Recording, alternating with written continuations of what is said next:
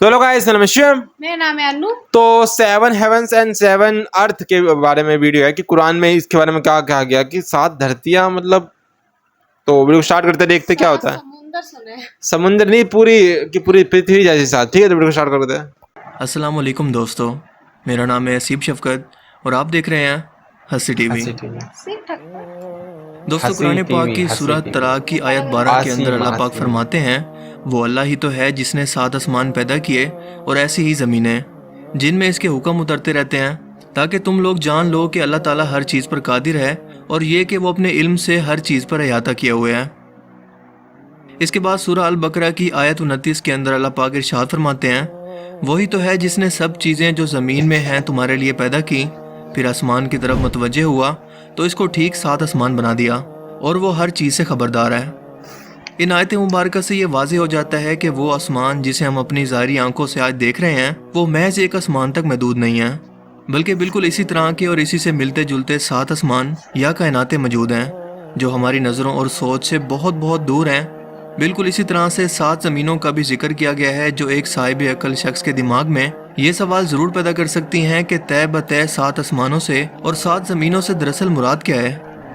क्या वाकई हमारी इस कायनात की जैसी कई और कायनातें भी वजूद रखती हैं जहाँ पर इंसानों जैसी या कोई भी और मखलूक वजूद रखती है और यहाँ पर अल्लाह ताला के अहकामात भी नाज़िल होते हैं जो कि हमारी मौजूदा कायनात से बिल्कुल अलग और जुदा हैं, या फिर इससे मुराद ज़मीन के गिर्द मौजूद कुदरती हिफाजती तहें जैसे कि ट्रोपोस्फेयर, स्ट्रेटोस्फेयर, मेजोस्फेयर,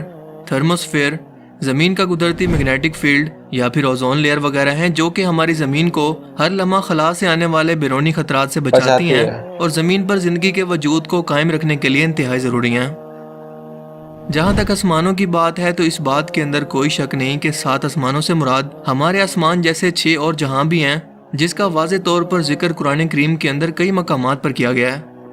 कुरान करीम के अंदर 250 से ज़्यादा मकामात पर आसमान का जिक्र किया गया है, जैसा कि सूरह अन-नबा की आयत 12 के अंदर अल्लाह पाक इरशाद फरमाते हैं, और हमने तुम्हारे ऊपर 7 मजबूत आसमान बनाए। बिल्कुल इसी तरह से सूरह अल इसरा की आयत 44 के अंदर अल्लाह पाक ने मजीद फरमाया, सातों आसमान और ज़मीन के अंदर जो लोग भी हैं सब की सब इसकी तस्बीह बयान करते हैं और मखलूक़ात में कोई भी चीज़ नहीं मगर इसकी तारीफ़ के साथ तस्बीह करती है, लेकिन तुम इसकी तस्बीह को नहीं समझते, बेशक वो बुर्दबाद गफ़ार है। यानी कि खालिक कायनात ने सिर्फ एक नहीं बल्कि 7 कायनातें बनाई और इन्हीं कायनातों के अंदर ज़मीन की तरह की ही कई ज़मीनें मौजूद हैं जहाँ पर कई नामालूम मखलूक़ात आबाद हो सकती हैं, जैसा कि हज़रत आदम अलैहिस्सलाम के ज़मीन पर आने से पहले ज़मीन पर जिन्नात आबाद थे। इसके अलावा नबी पाक सल्लल्लाहु अलैहि वसल्लम का सफ़र मेराज इस बात का वाज़ेह तरीन सबूत है जब अपनी जनती सवारी बुराक पर सफ़र करते हुए हज़रत जिब्राइल अलैहिस्सलाम के हमरा तमाम आसमानी रास्तों को आप सल्लल्लाहु अलैहि वसल्लम ने पार किया, जिसके अंदर 7 आसमान भी शामिल हैं। आपने पहले आसमान पर जिसका नाम रुकैया है और ये दूध से भी ज़्यादा सफ़ेद है, यहाँ पर हज़रत आदम अलैहिस्सलाम से मुलाकात की। फिर दूसरे आसमान पर जिसका नाम फैदूम या माउन है और ये ऐसे लोहे का बना है जिससे रोशनी की शुआएं फूटती हैं, यहाँ पर हज़रत ईसा और याह्या अलैहिस्सलाम से। जबकि तीसरे आसमान पर जिसका नाम मलकूत है और ये तांबे का बना है, यहाँ पर हज़रत यूसुफ अलैहिस्सलाम से। चौथे आसमान पर जिसे ज़ोरा कहते हैं और ये सफ़ेद चांदी से बना है, यहाँ पर हज़रत इदरीस अलैहिस्सलाम से। पाँचवें आसमान पर जिसे मजीना कहते हैं और ये सुर्ख सोने का बना है, हज़रत हारून अलैहिस्सलाम से। छठे आसमान पर जिसका नाम खालिसा है और ये चमकदार मोतियों से बना है, यहाँ पर हज़रत मूसा अलैहिस्सलाम से। और सातवें आसमान पर जिसका नाम लाबिया या दामे है और ये सुर्ख याकूत से बना है, यहाँ पर हज़रत इब्राहीम अलैहिस्सलाम से मुलाकात की और इसी जगह पर बैतुल मामूर भी मौजूद है, यानी कि ज़मीन पर मौजूद खाना काबा की ही तरह का एक और काबा जिसका हर वक्त 70,000 फरिश्ते तवाफ़ करते हैं और जो एक बार इसका तवाफ़ कर ले इसकी दोबारा ज़िंदगी भर बारी नहीं आती। इन्हीं 7 आसमानों के ऊपर जन्नत और जहन्नुम मौजूद हैं और जन्नत का हर दर्जा एक सियारे की सूरत में मौजूद है। इसी तरह जहन्नुम के भी 7 दर्जे हैं, यानी कि 7 सियारे या प्लैनेट इसके ऊपर सिदरतुल मुंतहा यानी कि बेरी के दरख्त तक मौजूद हैं, जो कि हर मखलूक़ात की हद है और इससे आगे कोई भी मखलूक़ात अगर बढ़ना भी चाहे तो वो जल कर खाक में बदल जाएगी। लेकिन अल्लाह के रसूल सफ़र मेराज पर इससे भी आगे तशरीफ़ ले गए और हज़रत जिब्राइल अलैहिस्सलाम इस दरख्त के पास ये कहकर रुक गए कि ऐ अल्लाह के रसूल, ये मेरी हद है, अगर मैंने इससे एक कदम भी आगे बढ़ने की कोशिश की तो मेरे पर जल जाएंगे। सिदरतुल मुंतहा के ऊपर अल्लाह ताला का अर्श मौजूद है जो कि ज़मीन और आसमान या इस पूरी कायनात का अहाता किया हुआ है। قیامت کے روز ہر زندہ چیز کو فنا ہونا ہے، اسی لیے جنت اور جہنم کو ساتوں آسمانوں سے الگ یا جدا بنایا گیا ہے، کیونکہ قیامت کے بعد بھی وہ قائم رہیں گی۔ دوستو، قرآن کریم کی جن آیات کے اندر آسمانوں کے بعد زمین جیسی 7 زمینوں کا ذکر موجود ہے، اس سے مراد زمین کی تہہ میں موجود کوئی لیئرز نہیں ہیں، مثلا کرسٹ، مینٹل اور کور وغیرہ، بلکہ انہی آسمانوں میں زمین جیسی کئی اور زمینیں بھی موجود ہیں، اور ان آیات کے اندر زمین کا حوالہ دینے کا مطلب یہ ہے کہ وہاں پر بھی ہماری ارتھ کی ہی طرح کوئی زندگی موجود ہو سکتی ہے، اور یہ زندگی کس صورت کے اندر موجود ہے ہم کچھ نہیں جانتے، اور اس کی مثال دینے کی وجہ یہ ہے کہ زمین زندگی کی علامت ہے اور انسان بھی صرف اسی کے بارے میں جانتے ہیں۔ جب انسان کی موت کا وقت قریب آتا ہے تو اس کی روح کو ہر ایک آسمانی دروازے سے گزار کر عالم ارواح کے اندر لے جایا جاتا ہے، جہاں پر قیامت تک آنے والی روحیں انتظار کرتی ہیں۔ ہر ایک آسمانی دروازے پر نگہبان فرشتے اس روح کا حسب نسب پوچھتے ہیں اور پھر اسے اس دروازے سے گزرنے دیتے ہیں، جیسا کہ سفر معراج پر حضرت جبرائیل علیہ السلام نے نبی پاک صلی اللہ علیہ وآلہ وسلم کا ہر ایک آسمان پر تعارف کروایا، اور ان نگہبان فرشتوں نے خوش آمدید کہہ کر دروازے کھول دیے۔ حدیث مبارکہ کے الفاظ ہیں کہ پہلے آسمان کے مقابلے میں دوسرا آسمان اتنا بڑا ہے جیسے کسی صحرا کے اندر ایک انگوٹھی موجود ہو۔ ایک بڑے صحرا کے اندر موجود ایک انگوٹھی کی حیثیت کیا ہو سکتی ہے، یقیناً آپ بھی اس کا اندازہ لگا سکتے ہیں، یعنی کہ نہ ہونے کے برابر۔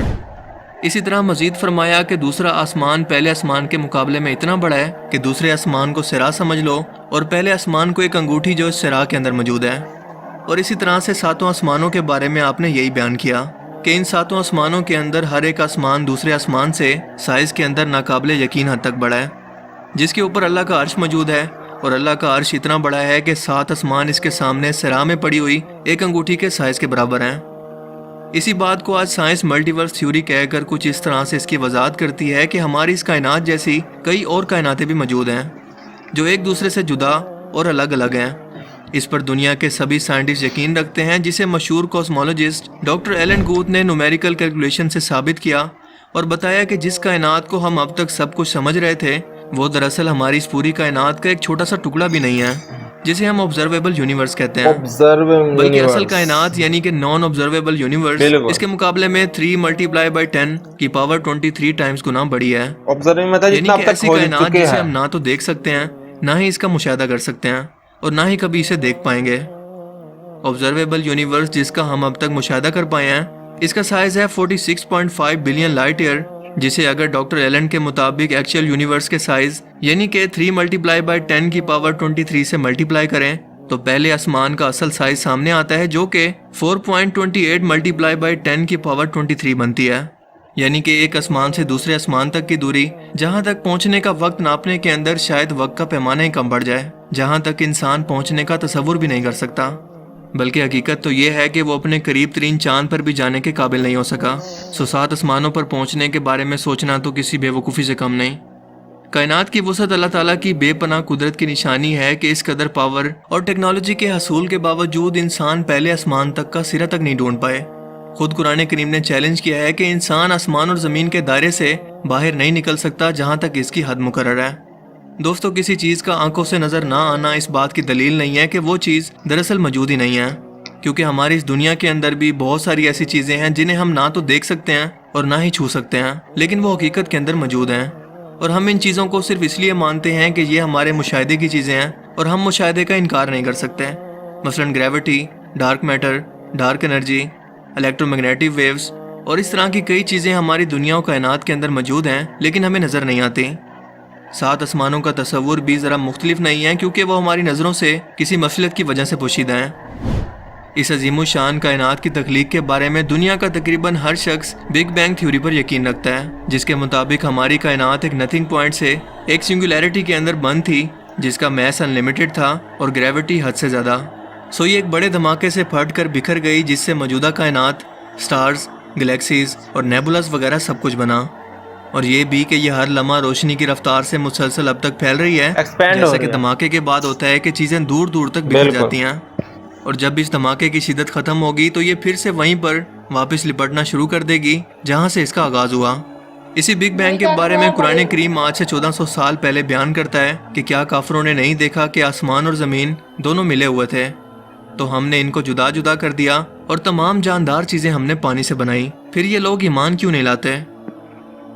جبکہ اس کائنات کے خاتمے سے متعلق اللہ پاک فرماتے ہیں کہ کیا تم نہیں دیکھتے کہ جتنی چیزیں زمین میں ہیں سب کچھ خدا نے تمہارے زیر فرمان کر رکھی ہیں، اور کشتیاں بھی جو اس کے حکم سے دریا کے اندر چلتی ہیں، اور وہ آسمان کو تھامے رکھتا ہے کہ زمین پر وہ گر نہ پڑے مگر اس کے حکم سے۔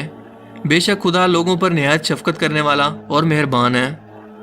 دوستو، یہاں پر آسمان کو تھامنے کی بات کرنا کہ وہ گر نہ پڑے، اس سے مراد آج کی زبان کے اندر سائنس کی زبان میں بگ کرنچ تھیوری ہے،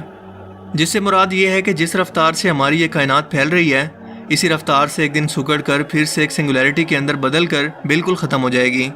یعنی کہ ریورس ہو کر بالکل ایک غبارے کی طرح، جس کے اندر ہوا بھر کر اسے کھول دیا جائے اور اس کے بعد وہ اپنی اصلی حالت کے اندر واپس آنا شروع کر دے۔ بالکل یہی حال گریوٹی بھی پوری کائنات کا کرے گی۔ اور ذرا سوچ کر دیکھیں کہ یہ گریوٹی جیسی فورس دراصل ہے کیا، جو ہمیں نظر نہیں آتی لیکن وجود رکھتی ہے۔ ایک ایسی طاقت جو نظام کائنات سنبھالے ہوئے ہے لیکن انسانوں کے کنٹرول میں نہیں۔ یقیناً یہ اللہ کا حکم ہے، ورنہ پورا آسمان اور اس میں موجود ہر ایک چیز آج ہی انسانوں پر گر پڑے۔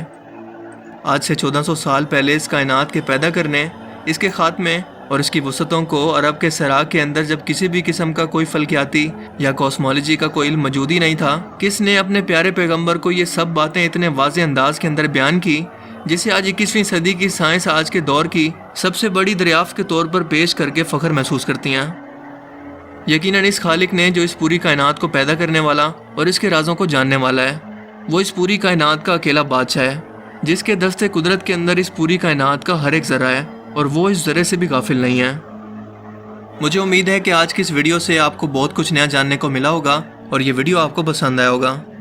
اگر یہ ویڈیو آپ کو اچھا لگا تو اسے لائک کیجئے اور مزید اس طرح کے انفارمیٹیو ویڈیوز کے لیے اس چینل کو ضرور سبسکرائب کریں۔ اب میں ملوں گا آپ سے ایک نئی انٹرسٹنگ ویڈیو میں، تب تک تو جو سائنٹیفک تھیوری انہوں نے بتائی وہ تو پہلے سے ہم کو پتا تھی، ٹھیک ہے، سائنٹیفک تھیوری جو ہے وہ تو پتا تھی۔ میں اسلام کا جاننا چاہ رہا تھا کہ جو 7 آسمان تھے، ٹھیک ہے، ان کا کیا وہ ہے، تو ان کا بس بیسیکلی یہی ہے کہ 7 آسمان ہے اور وہ ایک سے ایسے بڑے ہیں، انگوٹھی ہو گئی، جیسے ریگستان میں ایک انگوٹھی ہو گئی، اس سے ایک بڑا، اس سے ایک بڑا، پھر لاسٹ میں ہو، تو وہی ہے۔ سائنس تو ایک ملٹی ورس میں یہ نہیں کہہ رہی کہ سائنس کے 7 ہی دھرتیاں ہویں گی، سائنس تو کہہ رہی ہے ہزاروں ہو سکتی ہے، لاکھوں ہو سکتی ہے۔ ملکی وے جو ہے، ایک ملکی وے، جسے ایک پورا جو ہمارا برہمانڈ ہے، ایک ملکی وے، ٹھیک ہے، جس میں اتنے سارے پلانٹ ہے، اس کا ایک اپنا سورج ہے، پلانٹ ہے، اس کا سب کے اپنے مونس ہے، تو ایسے بہت سارے اور ہو سکتے ہیں۔ تو سائنس تو یہ کہہ رہی ہے وہ بہت ہو سکتے ہیں، مطلب کروڑوں بھی ہو سکتے ہیں دھرتی جیسے، ٹھیک ہے۔ سائنس تو یہ نہیں کہہ رہی 7 تک، جیسے اسلام میں کہا جا رہا ہے کہ 7 تک ہی ہے۔ تو آپ بتانا میں نے صحیح سمجھا نا؟ اسلام میں تو مطلب یہ کہا جائے کہ 7 جو فگر ایک دے دیے گئی ہے 7، یہی ہے کہ سائنس کو دھرم کو نہیں ملانا چاہیے، ہے نا؟ مطلب جیسے پھر 1-2 چیزوں کو منع بھی کر دے، پھر جو ریلیجن والے لوگ ہوتے ہیں پھر وہ کہتے ہیں ہم کیوں مانے یہ تھیوری، یہ تو بس تھیوری ہے، تمہاری تھیوری ہے نا۔ تو ہاں، تو اگر کہنے کو بھی الگ ہی ہے اور ویڈیو جس سے ہم جان پایا، کسی اسکالر سے ہم جان پائے تو بتانا، کیونکہ اس میں جو ہے نا جہاں پہ سائنس مکس کر دیتے ہیں نا، پھر مجھے لگتا ہے یہ کیا کر رہے ہیں، یہ غلط چیز ہے کہ نہیں؟ نیکسٹ ویڈیو تو لائک سبسکرائب کریں، ٹھیک ہے، اور کوئی ویڈیو تو تم کو بتانا، ٹھیک ہے، بائے۔